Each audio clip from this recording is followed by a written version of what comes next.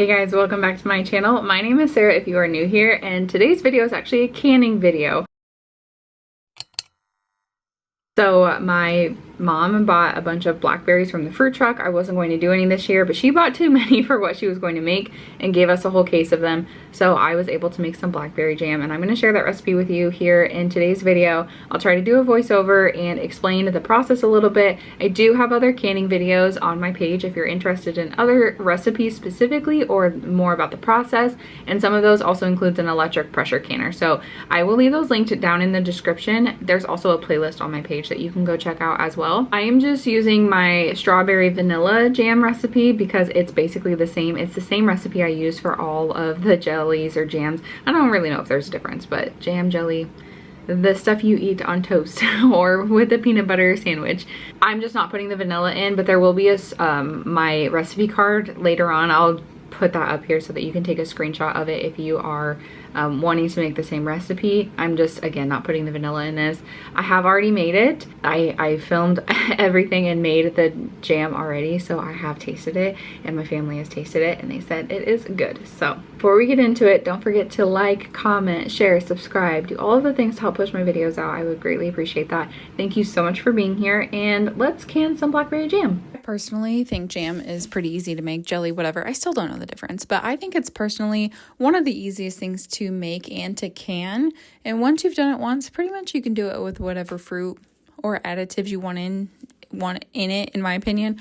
But anyway, so like I had said, these blackberries came from my mom. She had bought them like prior and then canned all her stuff, so they had been sitting for a while. So I did have to go through and pick out some of the moldy berries. There really weren't that many, actually. I was pretty surprised because it had been, oh gosh, at least a week, if not more, maybe 2 weeks by the time I got around to making this. So just putting them in a big bowl, pulling out the moldy ones, and then I put water and a splash of vinegar on them and let them sit. I want to say I let them sit for about a full 5 minutes. Then draining, rinsing, putting on a towel, and letting dry a bit.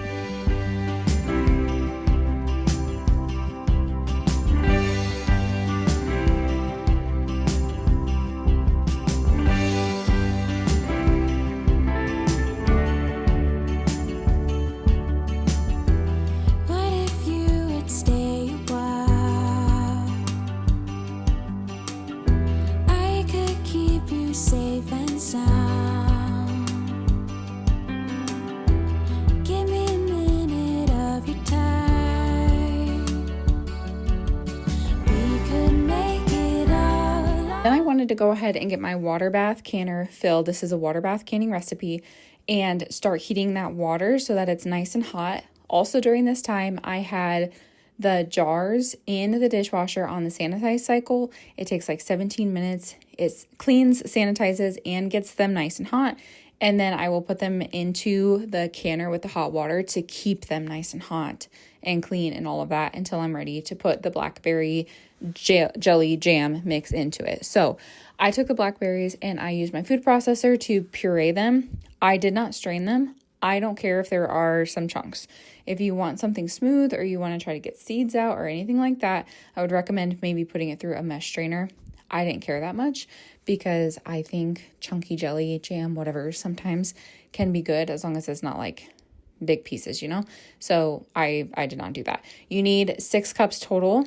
And here is the recipe card if you want to go ahead and take a screenshot of it so that you have like the actual directions. And then to get started, you're going to add some of your sugar. I forgot the exact amount, but it's on that recipe card. And then a pack of sugar gel. I use the less sugar because even the less sugar has a lot of sugar in it. Then you add in your pureed blackberries and mix it, just get it nice and mixed. This mixture needs to come to a boil. So while that's heating up, it's just going to come to a light boil.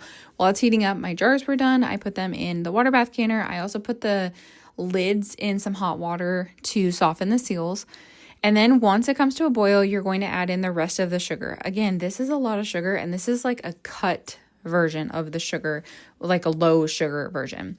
Then you're going to bring that to a rapid boil. A rapid boil means you're going to whisk it like I'm doing here, and it's not going to break. It's going to keep boiling.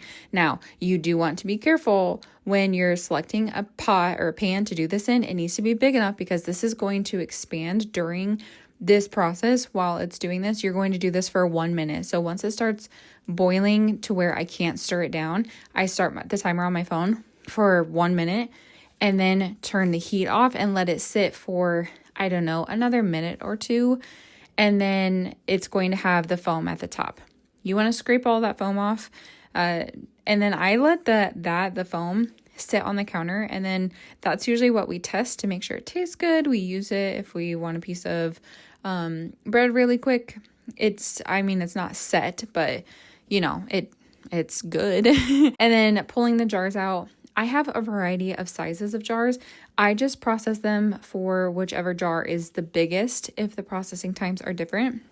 And I'm pretty sure the headspace on this is 1/2 inch. I made a mess this time for some reason. I was just having a bad day, but just wipe it up. I use a microfiber cloth with just water on it to get it all cleaned up, and then putting the lids on that have been in hot water so the seals are nice and softened, and then putting the rings on finger tight. You don't want to make them too tight, but you do want them tight enough that they're not going to like completely come off, and then you want your jars to seal.